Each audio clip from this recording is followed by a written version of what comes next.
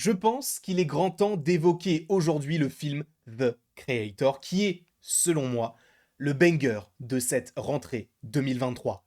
Petit poster à l'appui, je tiens bien évidemment avant toute chose remercier Disney qui m'a invité à aller voir le film en avant-première et en IMAX, donc on était vraiment bien lotis. Cependant, sachez que je vous conseille fortement d'aller le voir en IMAX.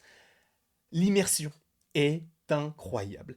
Pour ceux qui ne sauraient pas de quoi parle ce film, en gros, c'est l'avènement de l'IA, et en plus, nous sommes en plein dedans avec le fait qu'il y ait actuellement une grève de scénaristes qui est pris fin par ailleurs, donc on est vraiment dans l'actualité, et donc c'est l'avènement des machines au détriment des humains, bien que ce soit les humains qui aient pris position dans la création de ces intelligences artificielles. Et je trouve que le sujet, bien que déjà évoqué, est très intéressant de ce point de vue-là. Il est vrai qu'on a eu bon nombre de ce genre de films, et j'ai vraiment envie d'évoquer le film iRobot, pardon, excusez-moi, avec Will Smith, qui est pour moi un film incroyable. Mais revenons sur The Creator, qui est un film réalisé par un de mes cinéastes préférés. Sachez qu'il a réalisé 4 films dans sa vie, dont 3 bangers.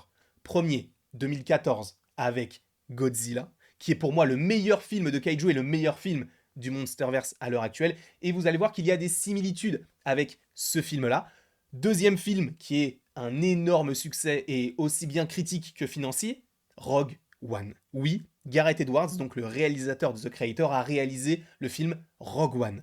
Et vous allez voir qu'encore une fois, il y a des similitudes. Et bien sûr, il sort en septembre 2023 le film The Creator avec un casting, et il faut y revenir, de folie. John David Washington, ou encore Gemma Chan. Et aussi, alors il me faut mes petites notes concernant l'actrice, parce qu'il faut revenir sur sa prestation en tant qu'Alfie, donc Madeleine Yuna Voiles, si je ne dis pas de bêtises, donc ce personnage-là, banger. Cette actrice porte à elle seule le film. Alors, pas à elle seule en effet, le casting est assez conséquent, mais elle est incroyable. Premier degré, elle joue superbement bien, et je ne suis pas le seul à l'avoir pensé, puisqu'actuellement je tourne cette vidéo sans que le film soit sorti, donc il n'y a pas encore les réactions des spectateurs, mais là, en étant invité, donc j'ai pu avoir le ressenti de certaines personnes, et certaines personnes disaient, oui, l'actrice qui joue Alfie est incroyable, et elle porte le film, et c'est le cas, elle est vraiment, vraiment très très douée, et j'ai hâte de la voir dans d'autres projets par la suite.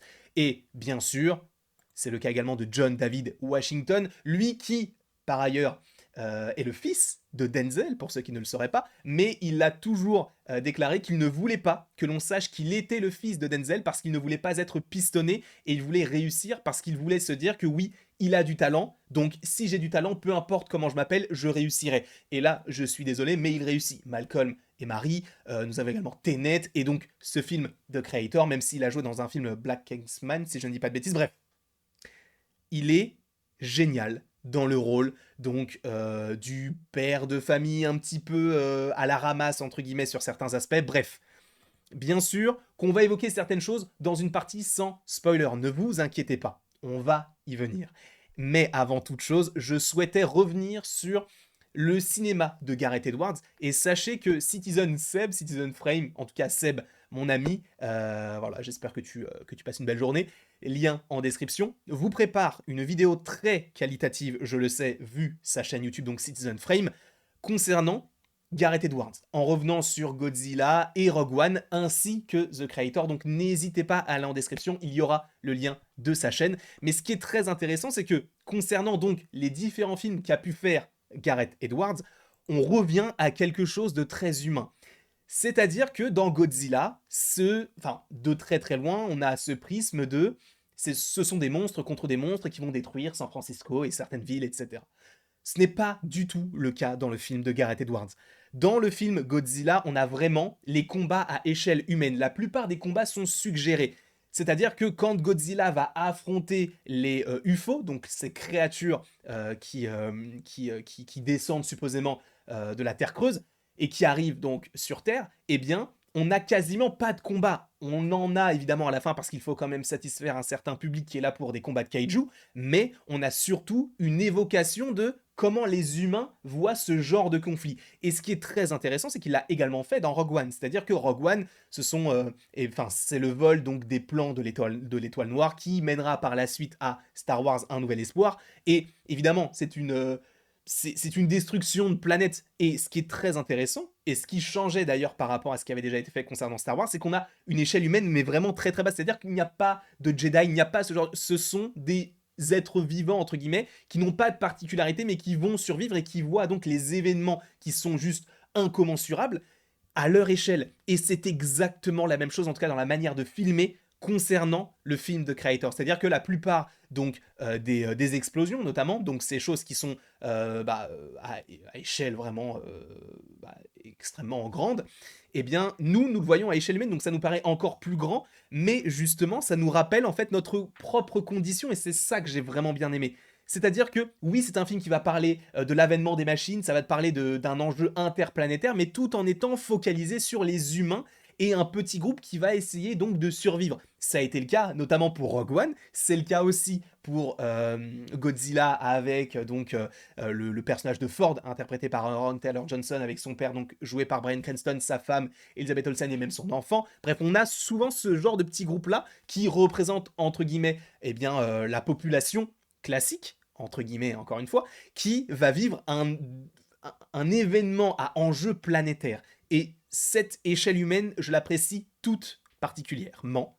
Et en plus de ça, à une ère où on est sur plus de films qui sont de moins en moins bien faits, mais de plus en plus chers, là, on a un film qui n'est pas excessivement cher par rapport au marché, mais qui est vraiment magnifique visuellement. Déjà, je voulais revenir sur les créatures, enfin les créatures, les robots qui ont été designés. Pour moi, ça fonctionne parfaitement bien. La manière même dont ils sont écrits, bon, ça on y reviendra un petit peu plus tard, mais visuellement, c'est vraiment, vraiment extrêmement beau. Je trouve qu'il y a vraiment une recherche artistique dans ce qui est mis en place. Par ailleurs, on commence le film et tout comme Godzilla avec des archives qui nous expliquent un petit peu le contexte. On n'est pas vraiment sur oui, tu te souviens il y a 5 ans quand il s'est passé ça. Non, là c'est vraiment on te dit voilà ce qui s'est passé, voilà comment on évolue. Et là j'aime beaucoup parce que justement on revient sur des archives et ça je crois que le film se déroule dans les années 2060-2065. Donc on est sur un futur qui n'est pas si lointain que ça et donc justement ça peut nous faire peur encore une fois avec l'avènement des différentes intelligences artificielles. Pour rappel, je rappelle un tout petit peu mais donc il y a eu bien sûr les grèves et tout qui sont en plein dans l'actualité. Bref, ce film, dans son propos, dans son visuel, dans son casting, est vraiment très très très bon et je ne peux que vous conseiller d'aller voir le film The Creator. Maintenant, on va passer sur une rubrique un petit peu plus spoil, même si voilà, ce n'est pas forcément ce qui va énormément intéresser les gens, quoique, puisque le personnage de Joshua est marié au personnage... Oula c'était pas du tout ce personnage-là que je voulais montrer, mais au personnage de Maya, donc interprété par Gemma Chan.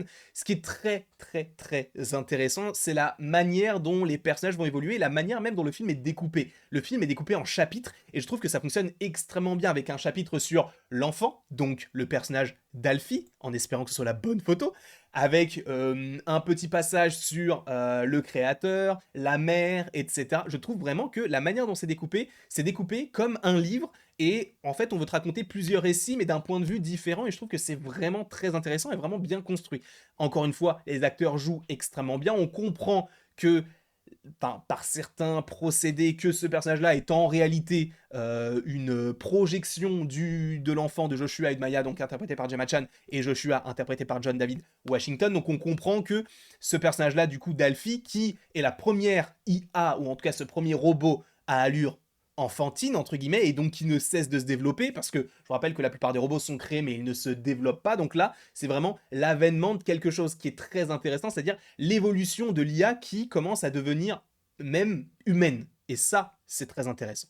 Donc, pour tous ces procédés-là, pour tout ce que ça dénonce, entre guillemets, parce que ça dénonce aussi une certaine forme de respect de l'environnement, etc., parce qu'il y a aussi ce côté soldat américain qui veut tout détruire sur son passage, tout contrôler. Et ce qui est très intéressant, c'est qu'il n'y a pas cette remise en question des humains, parce que, en gros, le postulat de base de l'IA qui prend le dessus sur les humains, c'est une explosion qui va donc totalement détruire la plupart de Los Angeles, qui a donc été instaurée entre guillemets par les robots, sauf qu'on va comprendre que non. En fait, ce ne sont pas les robots qui ont voulu détruire Los Angeles parce que eux veulent vivre en harmonie et ne veulent de mal à personne. Et en fait, ils deviennent véhéments et un petit peu agressifs quand on s'en prend à eux pour aucune raison, parce que justement les humains en ont peur. Mais en réalité, ce qui est très intéressant, c'est que dans le propos, on t'explique que ce sont les humains et une erreur humaine qui a fait que le missile est tombé sur Terre. Alors là, pour le coup, c'est peut-être un petit défaut. J'aurais aimé savoir pourquoi ça s'est passé comme ça, mais bref.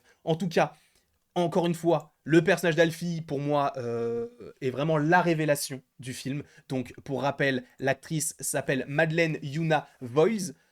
Elle est vraiment très, très, très forte dans le jeu qu'elle propose. Et le casting, encore une fois, avec John David Washington et Gemma Chan, ça fonctionne parfaitement bien. Donc, si je devais donner une note à ce film-là, je pense que je donnerais la note de 17 sur 20 parce que c'est vraiment, premier degré, c'est le film de cette rentrée. Parce que le propos, le casting, le visuel et la manière de réaliser le film qui est pour moi vraiment très très qualitatif. Je ne sais pas ce que vous en avez pensé si vous avez vu le film et si vous comptez le voir, n'hésitez pas à me le mettre dans les commentaires. N'hésitez pas non plus à aimer, à partager, à commenter et à vous abonner si ce n'est pas déjà le cas. Et après tout ceci, il ne me reste plus qu'à vous dire à la prochaine pour la prochaine. Et bien évidemment, tu peux même cliquer sur d'autres vidéos qui sont sorties, mais vraiment, foncez dans les salles, de préférence à IMAX, même si c'est un coût en plus, mais je vous jure que la manière dont vous allez vivre le film peut être différente.